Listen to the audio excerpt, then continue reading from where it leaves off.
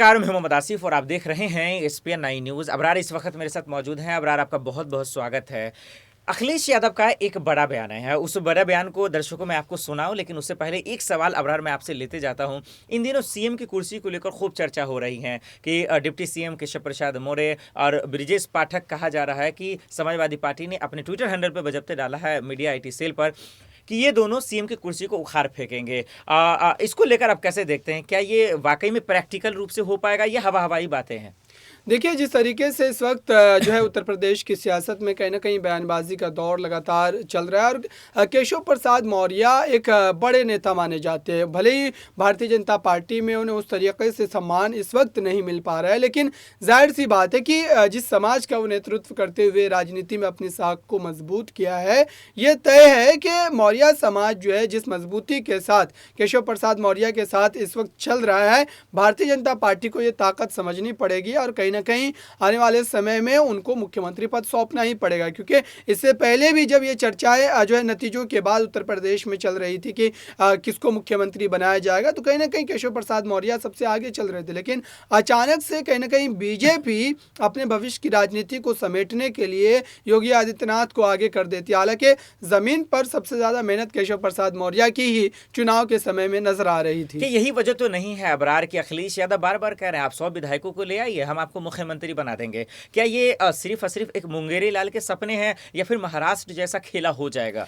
देखिए, इस समय अखिलेश यादव के बयान के कुछ ज़्यादा मायने नहीं निकाले जा सकते, क्योंकि केशव प्रसाद मौर्य भले भारतीय जनता पार्टी में है, लेकिन ये बात आप सोचिए कि बीजेपी जिस कदर जो है केंद्रीय नेतृत्व से जुड़ी रहती है और कहीं ना कहीं नेताओं का सम्मान मान जो है जुड़ा रहता है, तो ऐसे में बीजेपी में टूट कर पाना किसी भी नेता के लिए इतना ज़्यादा संभव नज़र नहीं आता है, क्योंकि बीजेपी अपने नेताओं पर ख़ास पैनी नज़र बनाए रखती है। और ख़ास तौर से जो पार्टी राजनीति में लगातार उफान पर है, कोई भी विधायक, कोई भी जो है MP उस पार्टी को छोड़ना नहीं चाहेगा। तो ये केशव प्रसाद मौर्य के लिए भी इतना ज़्यादा आसान नहीं रहने वाला है। हालांकि राजनीति में इस तरीके के उतार चढ़ाव कभी भी होते हुए नजर आ सकते हैं, क्योंकि महाराष्ट्र में भी इस तरीके का खेल एकनाथ शिंदे ने कर करके दिखाया है। लगभग 39 विधायकों को तोड़ना किसी भी पार्टी से इतना ज़्यादा आसान नहीं होता, लेकिन उस खेल में बीजेपी का एक बड़ा हाथ था। और यहाँ पर देखा जाए तो उत्तर प्रदेश की सियासत बिल्कुल अलग है और केशव प्रसाद मौर्य के लिए ये इतना आसान नहीं होगा। भले ही एक राजनीतिक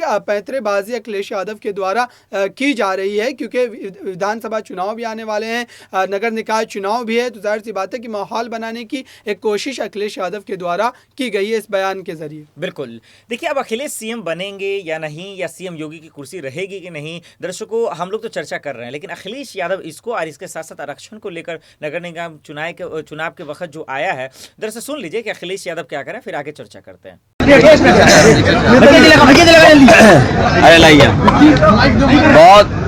बहुत अफसोस है कि समाजवादी पार्टी का बहुत ही कर्मठ कार्यकर्ता समाजवादी पार्टी से लगातार जुड़े रहना, और जब कभी नेताजी ने या समाजवादी पार्टी ने हम लोगों ने आह्वान किया होगा, सुरेंद्र हमेशा आगे रहा, बढ़ चढ़ के हिस्सा लिया उसने, और कभी भी समाजवादी आंदोलन को उसने कमजोर नहीं होने दिया। समाजवादी पार्टी को मजबूत करने के लिए जो कुछ हो सकता था, अपने संसाधन जुटाना, अपने साथियों के साथ मेहनत करना, लगातार समाजवादी पार्टी को आगे बढ़ाने का काम कर रहा था। आज हमारे बीच में नहीं है, बहुत दुखद है।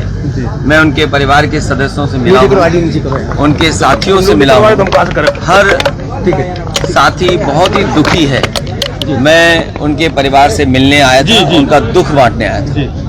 आज OBC आरक्षण पर सुप्रीम कोर्ट, हाई कोर्ट ने कहा है कि OBC आरक्षण खत्म किया जाएगा। बहुत ही दुर्भाग्य है कि हमारा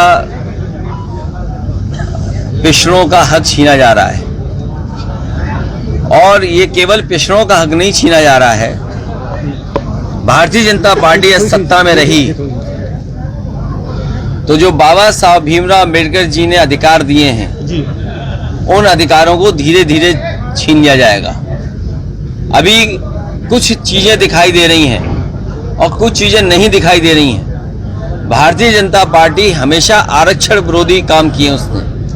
भारतीय जनता पार्टी आरक्षण विरोधी है, पिछड़ा विरोधी है, दलित विरोधी है। इन्हें संविधान की किसी भी व्यवस्था से कोई मतलब नहीं है। जो बाबा साहब भीमराव अम्बेडकर जी ने अधिकार दिए थे, उन अधिकारों को धीरे धीरे भारतीय जनता पार्टी छीनना चाहती है। और जितने भी उनमें पिछड़े नेता हैं वो सब मुंह बंद करके बैठे हुए हैं। भारत जोड़ो यात्रा में सभी को अरे जरूरी ये है कि ये जो आरक्षण खत्म हो रहा है ये सब छीन लेगी भारतीय जनता पार्टी। राहुल जी ने न्योता दिया है आप लोगों को। अरे न्योता हम तुम्हारे सामने खड़े के न्योता हो तो बता दो, अगर तुम्हारी जेब में हो इन्विटेशन। आप उनकी भारत जोड़ो यात्रा की। अरे भाई मैं क्या कह रहा हूँ, आरक्षण बड़ा सवाल है। अरे भारत जोड़ो अपनी जगह है आंदोलन, हम उनके आह्वान से भावनात्मक हमारा जुड़ाव है। लेकिन हमें कोई इन्विटेशन नहीं मिला है।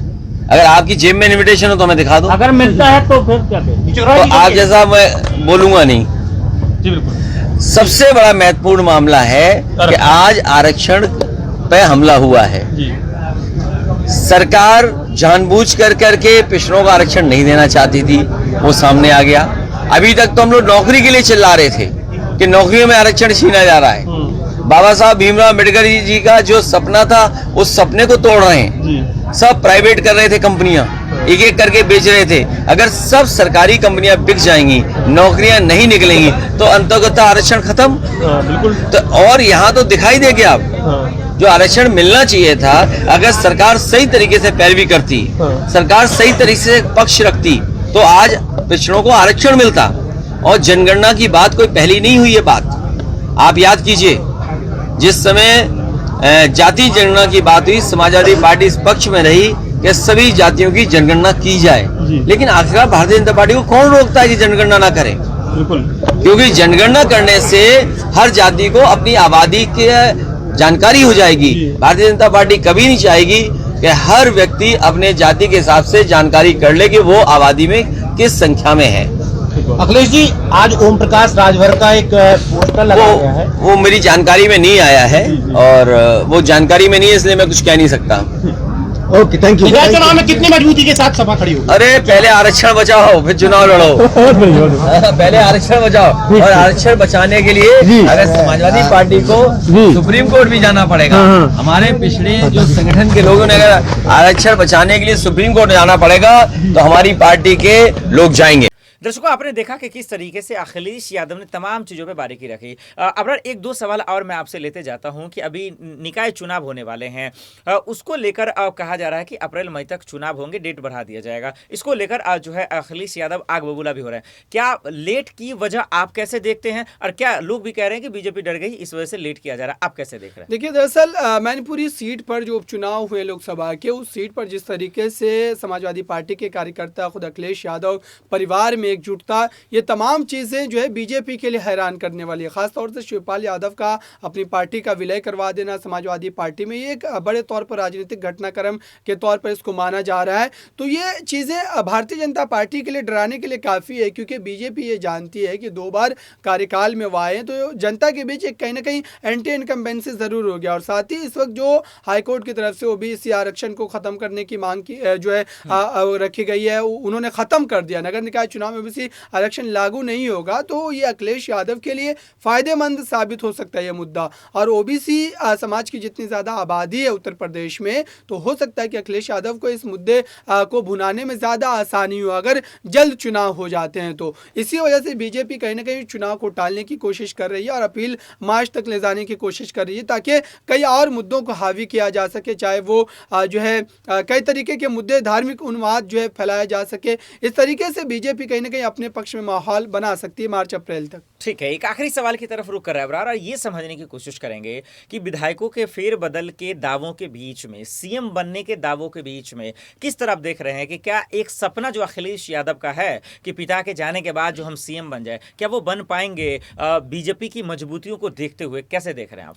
देखिए, अखिलेश यादव के लिए अगर देखा जाए तो इस समय एक बड़ा नुकसान जो है समाजवादी पार्टी के भीतर ये हुआ है कि जो अल्पसंख्यक चेहरा एक बड़ा आजम खान के रूप में उनके पास मौजूद था, वो कहीं ना कहीं जो है अब छूटता चला जा रहा है। चाहे वो नतीजों के लिहाज से देखा जाए या फिर मान सम्मान के लिहाज से देखा जाए, तो ये चीज़ें अखिलेश यादव के लिए काफ़ी ज़्यादा जो है परेशान करने वाली हो सकती है। क्योंकि जब आजम खान पार्टी में हुआ करते तो कहीं ना कहीं अल्पसंख्यक जो समाज था वो अपने आप को समाजवादी पार्टी की तरफ ले जाने में किसी तरीके का भय जो है महसूस नहीं करता था। लेकिन अब एक डर ज़रूर है कि उनका नेतृत्व करने के लिए उस पार्टी में कौन सा बड़ा चेहरा है। तो ये कह सकते सकते हैं कि एक बड़ा फैक्टर साबित हो सकता है विधानसभा चुनाव में आने वाले और जो नगर निकाय चुनाव होने वाले इन तमाम जगहों पर। लेकिन इस वक्त अगर चुनाव होते हैं, नगर निकाय चुनाव जल्द हो जाते हैं, तो कहीं ना कहीं अखिलेश यादव को अपने पिता मुलायम सिंह यादव के निधन के बाद जो लोगों के बीच एक जो उनसे जुड़ाव का एक तरीके से देखा जाता है माहौल, उसका